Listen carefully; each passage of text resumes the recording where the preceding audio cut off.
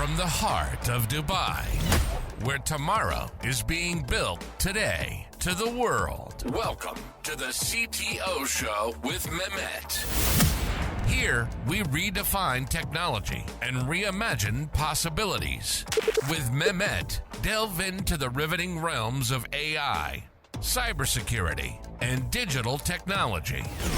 Experience the thrilling highs and lows of startups. Immerse yourself in the spirit of entrepreneurship and witness the future of business innovation being written in real time.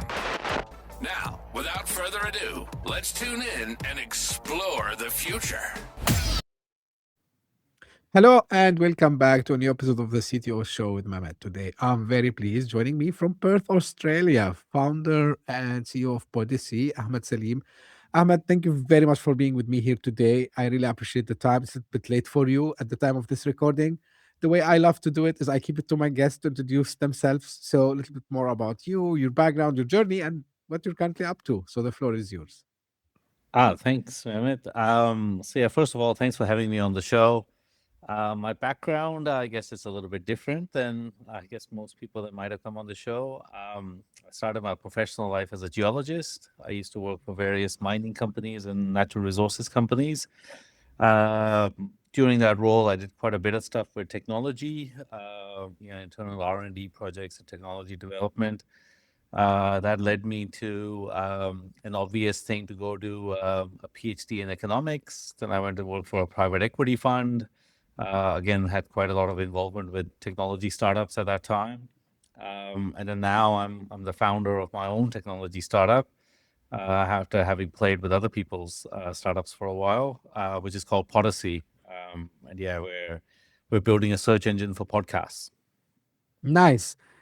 Very traditional question, Ahmed. Why, you felt there's a reason to build the search engine for podcasts? Like, what's the shortcomings you've seen, and what drove you to say, like, maybe this is something, a problem worth to solve? I would call it this way. It's a good question. I guess when I worked, I did quite a lot of traveling, and so I really got into podcasts at that time. The type of travel I had, you have a lot of downtime in airports, downtime in traveling to places. Podcasts were kind of like my vice. So I consumed them as much as I could. So I really love podcasts as a medium. I thought it was the thing that really appealed to me. I hosted my own podcast for a while. And so I really love podcasts. And I guess what I found about podcasts was that, probably in the last 10 years, podcasts as a medium have completely exploded. The amount of podcasts we have now is phenomenal, I think, compared to what they were 10 years ago. And one of the things that I often found, and this, to be honest, I always thought this was a me problem, in that, I always listen to interesting bits in podcasts, and then it would take me ages to go try to find it again. And to the point where I could never sometimes find that content. And so I built a little, a little application for myself where I fed all the podcasts that I listened to into it, just so I could go find the content that I wanted to in it. And then as I shared it around, I found that, it was a problem that most people had, or a lot of people in my network had. And so, so then I kind of switched my thinking from, this is not just a me problem, this could be a lot of people problem. And then, essentially that's kind of the seed of the idea, how it came about. And I guess in general, because there's so many podcasts now, I think, finding podcasts is not the problem, but finding content within the podcast, I think, is becoming the problem. Also, podcasts are becoming more long form. So, it might be the same with this podcast where the title has very little relevance to what we actually talk about inside the episode. Yeah. So I think it became trying to find, coherent bits of content within podcasts, I always felt was a problem. So that's why we kind of went down this path. Yeah, thank you, Ahmed, for bringing this. And I keep telling people I shoot myself in the foot by naming the podcast the way I named it. Yeah. I had a logic, but anyway, yeah, you're right. And first I felt guilty until I found out that actually majority of the people, for different reasons, they had to, I would call, mix a lot of topics within the main topic that they Yeah. thought that will be the main theme. Now, as you said, like it's a problem which myself, even I had to do categorization myself for every episode. So I remember, like, okay, I'm talking to Ahmed today about founder story, AI, and something related to podcasts, right? So I had to build my own, I would say, database for remembering what kind of episodes I recorded. Now for you, and of course, building a startup needs to move fast. So if you want to remember, like, kind of the first maybe 3 to 90 days, how actually it looks like, you know like what kind of quick decisions you were able to make, especially, like, now we're living in the age of AI and development using AI, so there might be a lot and tons of options that popped up in front of you, and you had to take the decision. So walk us through, like, these kinds of key moments in the first few months of launch. So I mean, I guess like the history like our personal history around Podyssey was that, yeah, like I came from a background of language processing. So yes, so I had already had a startup that did language processing and data analytics and data mining. So that probably wasn't the major kind of like stumbling block for us to start. Like the stumbling block really was around the scale of podcasts, like, like how many podcasts there are and how could we build something that could scale. Yeah, like if you, depending on what podcast you're accessing, they could be released at any time. So how do you kind of figure out like what are all the active podcasts in the world? When are they being released? Like what content's being released and all of those things. Um, so yeah, so I think like to your question about what were some of the early decisions, I mean, we debated for a long time about how to do this, and then eventually we said, well, let's just start. Let's just start with X amount of content and see whether we can consume it. And yeah, like I said, I'm an avid podcast listener. There's very few podcasts that I haven't listened to. So I kind of fed all of the podcasts that I was interested in, and then I wanted to find content within it, and that was kind of our original scale, or original kind of prototype we had.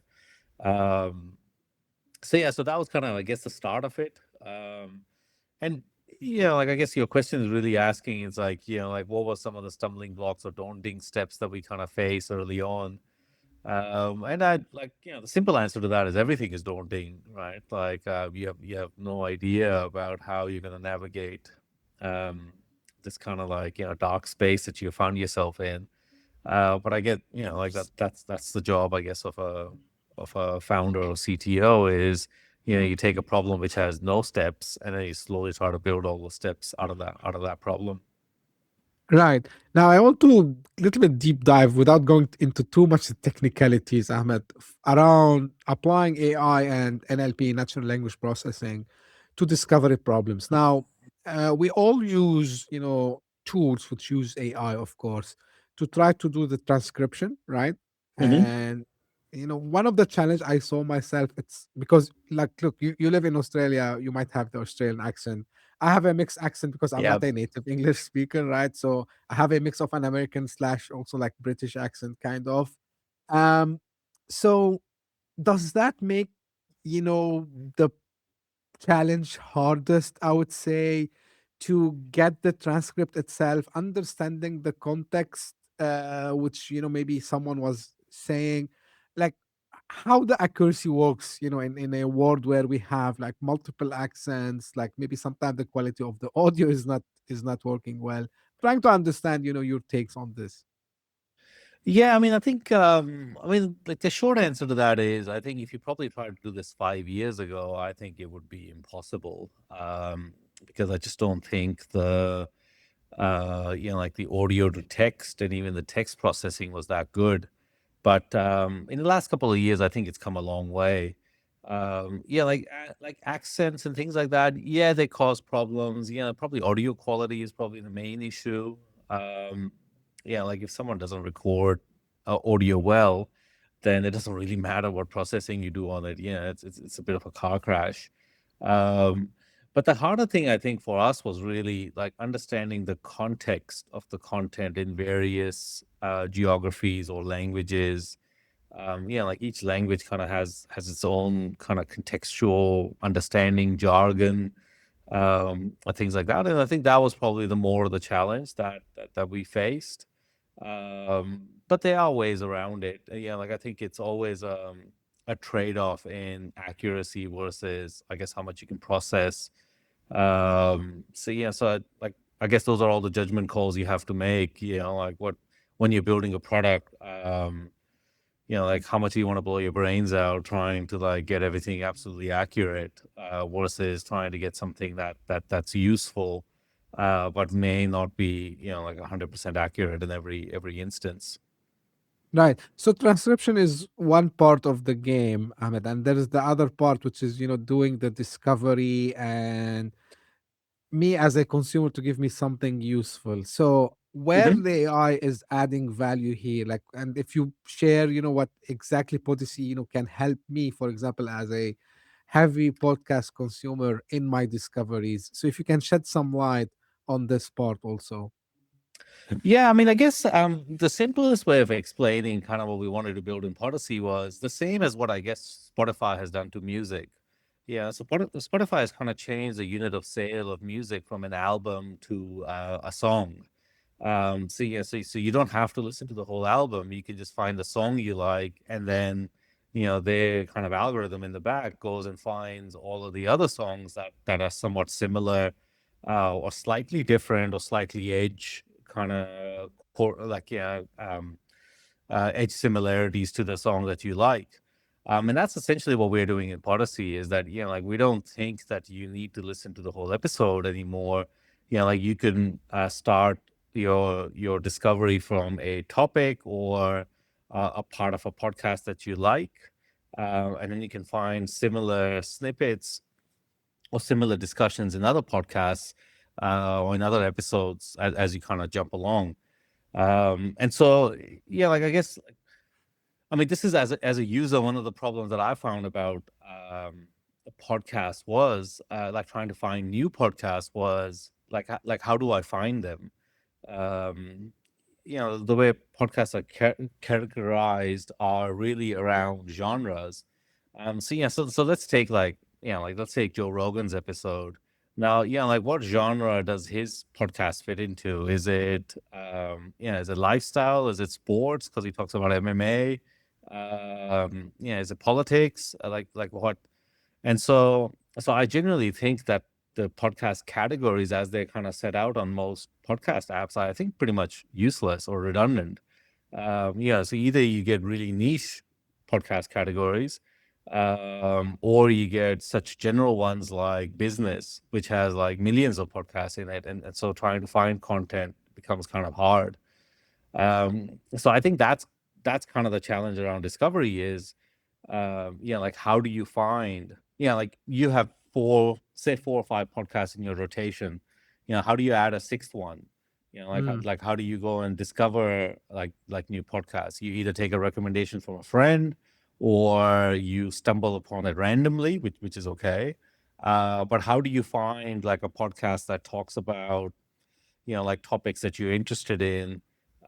Say you're an EPL fan or something like that. Like how do you find a podcast where people talk about EPL, statistics in a certain way or something like that? Like that's I guess the challenge of trying to do podcast or discovery in podcasts. right. Now, I'm curious to know, Ahmed, about the business model of Podyssey. Like, how does it work? Like, do you charge the host? Like, is it like subscription for the people who discover podcasts? Walk us through this. I mean, initially, what we started with, it's a pretty simple model. Like, it's a Spotify model. You're a user, you pay to use the app. Paid gets you. I mean, you can use the app for free, but paid allows you to curate your own content, so you can pick your own kind of stations, like you do in Spotify, and allows you to build your own kind of catalog of content.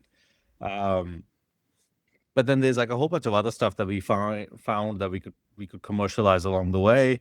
Like we have a whole B2B side now as well, where people want to find out what people are talking about.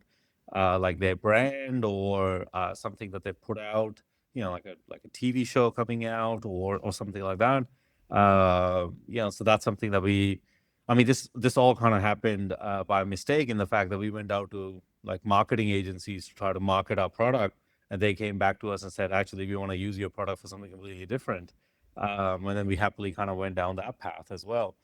And so that's kind of like the interesting side that we found, is that there's many different ways that we can kind of monetize it. And then, like, being really honest, there's some things that we're still kind of discovering about what we could do with this. But yeah, the ideal kind of path is that that's an app people pay as a listener, they pay to use it. There's a feature as a podcast host as well that, like if you wanted to search your own content or try to create certain things out of your own content, we can add that as well. It's not something that we've added in yet.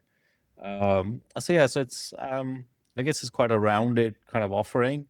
But yeah, we'll kind of test the market to see which one lands first. Good.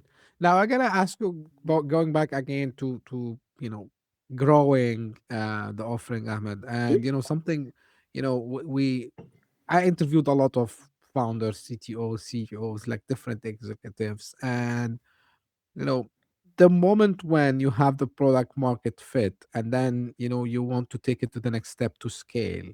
So we see a lot of people fall into this trap of like adding features and then having what we call a technical debt, because they stuffed a lot of things. So Yep. because like the idea is, and this is kind of a trivia, right? So I was thinking this way, like if I for example, even not in a business perspective, if I interview more guests, if I have more episodes, like the podcast will grow, right? So this is the same thinking I think as us humans we have, like the more features, the more people will come, the more customers we have. So how to avoid these traps, like especially in the phase just right after you are sure you get the product market fit. Yeah, it's a good question. I mean, I think one of the problems we had is because we had this history of language processing and kind of handling content. Like we built essentially all of the features we wanted to build on day one, but we decided that we weren't going to put all of them into our product, because we didn't really know what features the market actually wanted. And so, so we were lucky in that when we beta tested it, like we had like quite a good group beta testing, so we could kind of ask them, like what were features that they like. Because I think there has to be like a little bit of an exploration by the consumer as well, or the market has to kind of explore and see, like what is like what are the things that your product can solve, or how can they grow beyond just a simple feature to a more evolved feature and things like that. So the customer has to kind of explore that with you to some degree, unless you're pitching a product into a market where like exactly what the problem is and you're just trying to solve that. Like we weren't really in that space, um, largely because I guess the average podcast listener may not have thought that this is a problem that they really struggle with. But when they see the solution, they go, "Oh, yeah, actually, like I do struggle with that." So like I think that it's a good question about features. I think the trap is that you can build too quickly, and then Hmm. you kind of make it really onerous on yourself to have to maintain this quite unwieldy thing. Because it's easy to put features out, it's hard to take them away. Because like there'll always be complaints, no matter if it's one person using it or 1,000 people, 1,000,000 people, whatever. Like there'll always be complaints. So you always got to be, I think, careful about what you put out.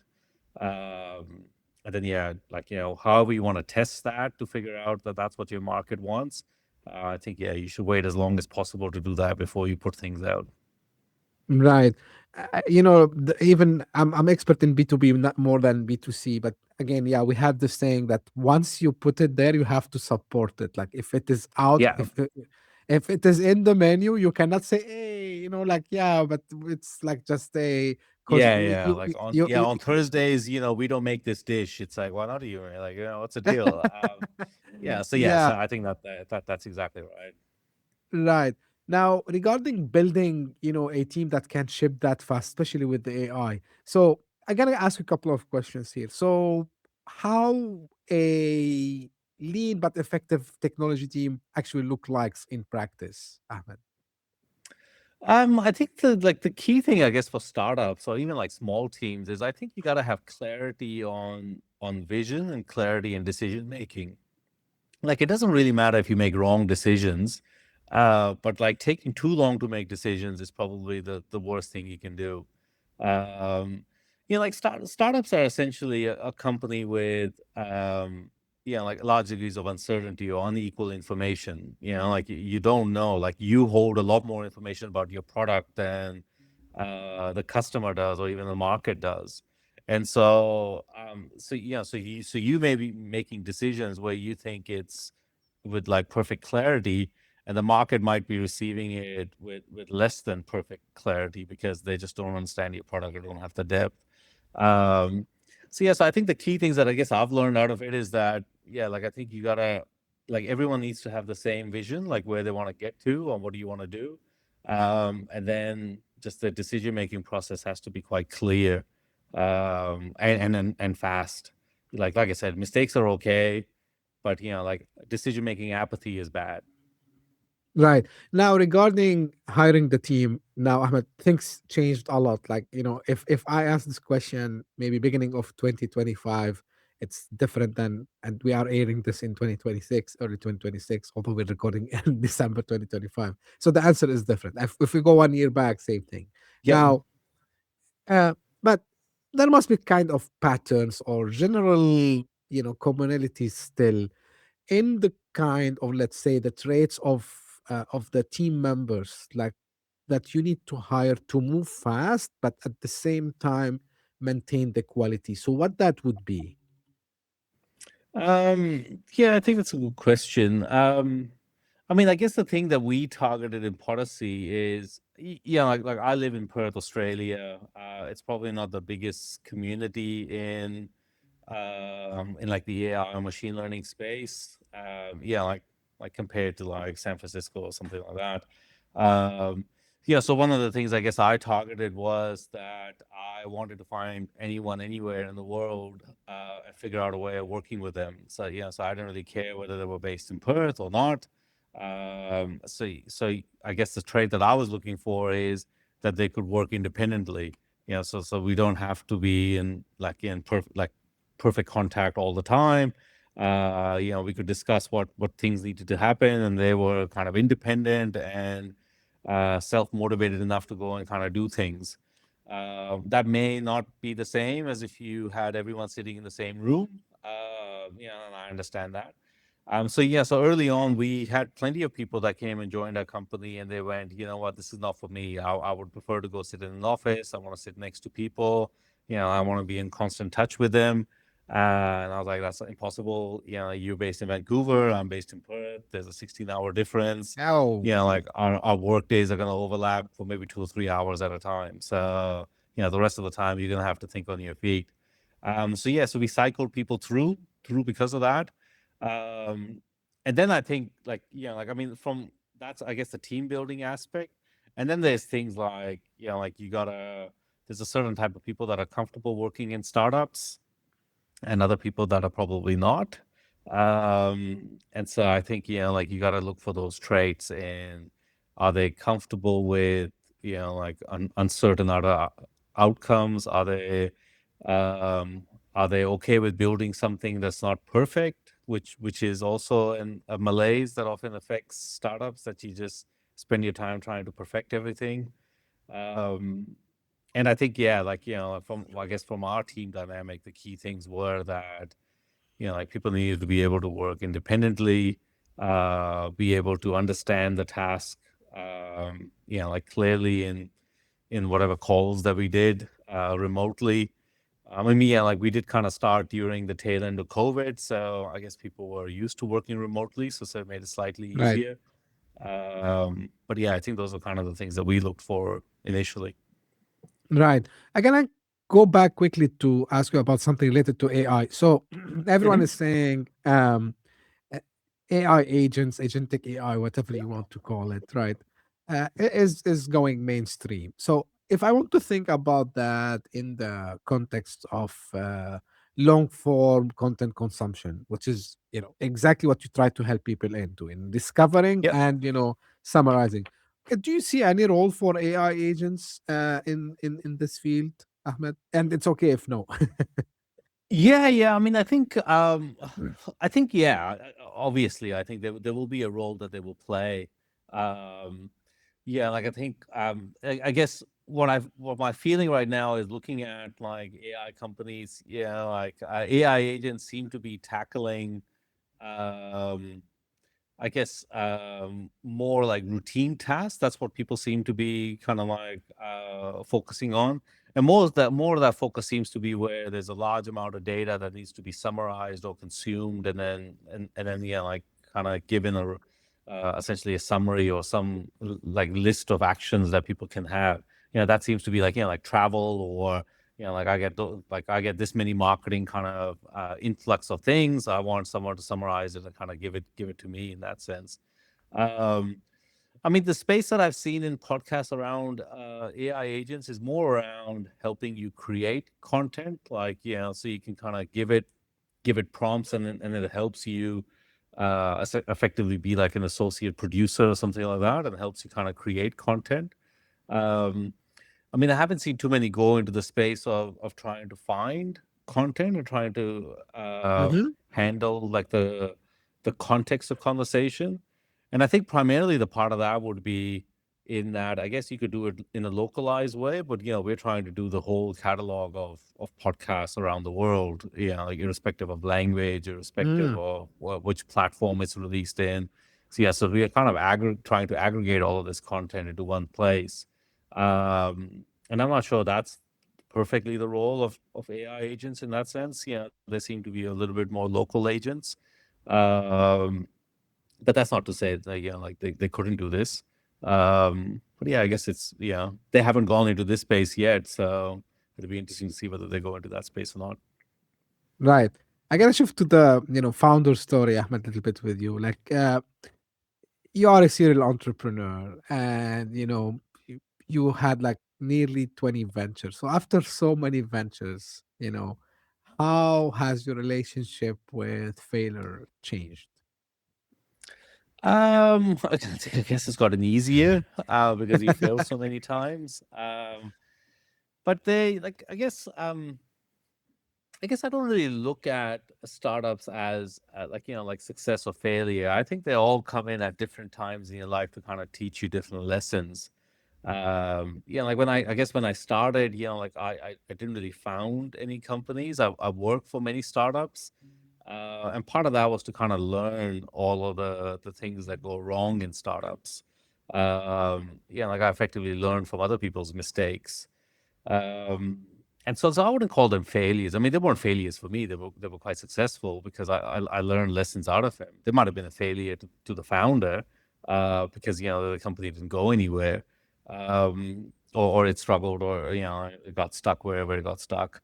Um, but I think by nature, like I think you're okay. I mean, even in my like in my professional career as a geologist, like you're pretty attuned to failure, because my role was really as a discoverer of new opportunities.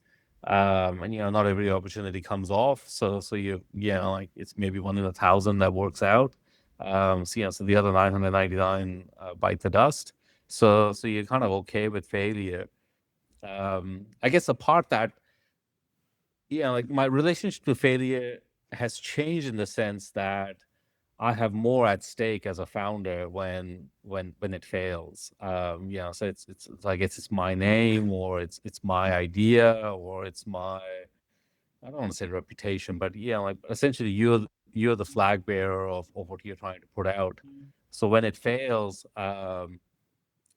maybe initially it hurts your ego a lot more because you think that it didn't succeed because of you. And I think later on you realize that there's far more to it. There's timing, there's people. There's your idea was probably a good idea, but it was the wrong time in the market, or people didn't understand it. I think that makes it softer over time, I'd say. I don't know if that I was a love good this. answer or not, but No, no, But yeah, I love that because you mentioned something which struck in my head, which is you don't consider that failure, you consider that lessons. And honestly, like I had to learn the hard way also myself, like not necessarily in the context only of a startup, like in your professional and even personal life, right? So, yeah, and you learn by doing mistakes. And there's this famous story about Thomas Edison saying that I didn't fail 100 times, I just discovered, like the 101,000. I can't remember exactly, but this is the yeah, quotation. yeah. I found new ways of doing like like whatever it Yeah, was. Yeah. yeah, exactly. So he didn't see them as failures, he saw them as ways of continuous learning. Now, one thing also, Ahmed, I'm not sure if you can shed light. Some people, they get so emotional, and we are all humans, we get attached to what we do. So resetting after something that doesn't work out, like how, any experience you can share or anything you want to say about this? Yeah, I mean, I think yeah, disappointment is, I guess, it's hard. Yeah, like I think there's always moments where you question your ability whether you should do it again, or like, yeah, like I guess the postmortem on what you could have done differently, and yeah, like whether you can whether you should have done things differently or listen to different advice, or things like that. Um I guess like like from that point of view, um, I can understand why people find it difficult to start again. Um, but like I guess I always take the view that like you're always starting off better the next time. Like you learn more, so hopefully you won't make the same mistakes again. But I think like the part that I've learned about starting again is that I think you inevitably, when I've started again, you pick better people to work with. I think people is kind of the part that I think helps get back up. Um, and I think that's also something that, there's like the founder's dilemma and all of these things that people talk about in psychology. I think that's really Right, true in that like the more you take on, the more crushing it is when I don't mean to sound bad, but like not crushing, but like the more disappointed you feel when it kind of right. inevitably ends. But I think the more people you have to kind of help you along the journey, the more able you are to get up again as well. Right. Um, what is something exciting related to Podyssey you're currently working on, Ahmed?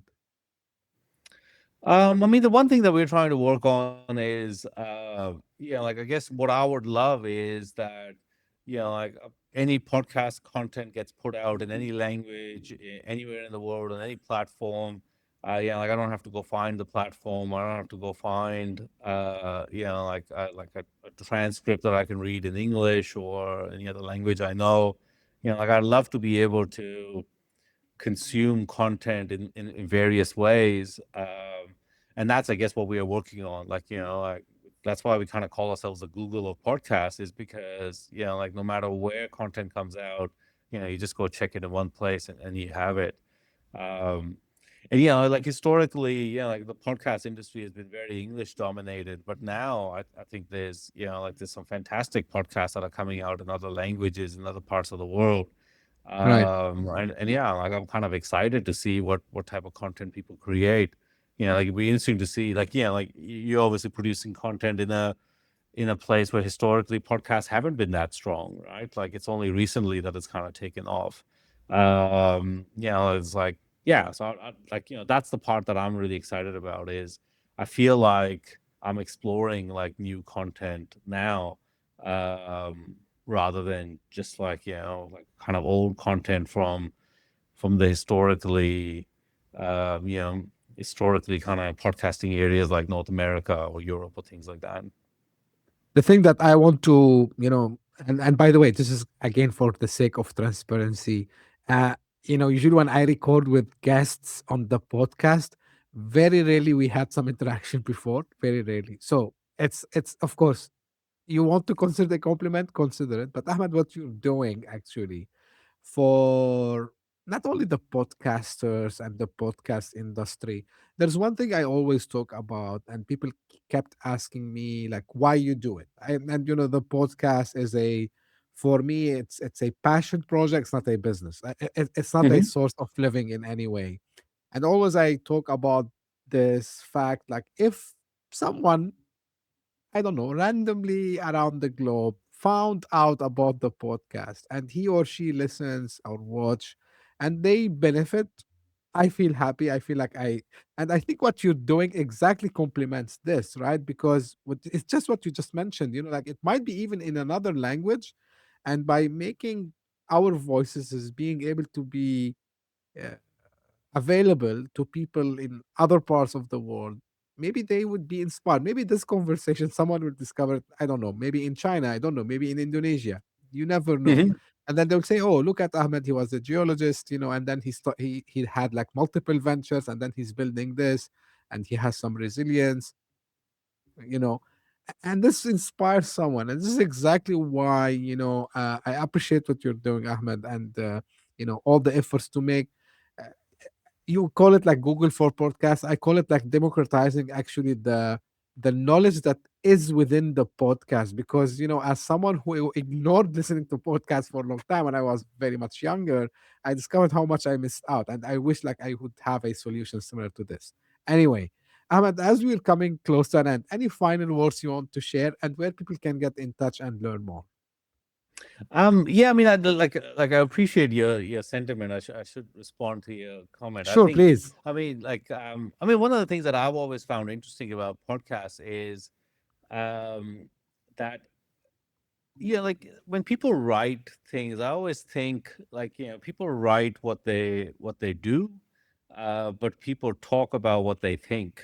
And so, so I think that's the difference between, like when I used to work in my previous life, I had a boss who would always say that he's like, don't like read the report someone writes, but also go talk to them, because you'll learn far more by talking to them about what they did rather than just read the report.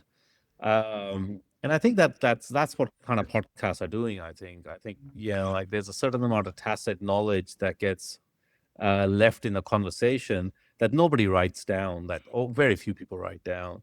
Um, and like in written language, it's very hard to understand context, whereas when someone is speaking, it's very easy to understand context.